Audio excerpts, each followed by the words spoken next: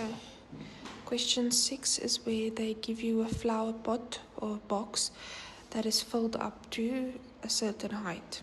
Okay, they ask you to work out the volume. So when you're working out the volume, remember it's length times width times height, and they say that it is 6 meters from the top. So then you have to remove 6 meters from the height. So then you multiply and you get your answer. They also ask that you have to convert it from cubic centimeters to cubic millimeters. Then you have to remember this diagram.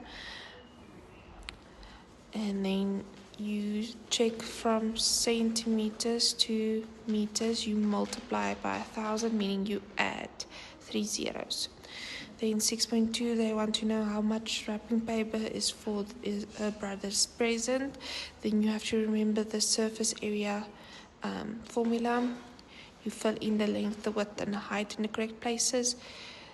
Get the answers by multiplying what's inside the bracket, then multiplying with 2, get your answer, and then you plus them together, get your final answer.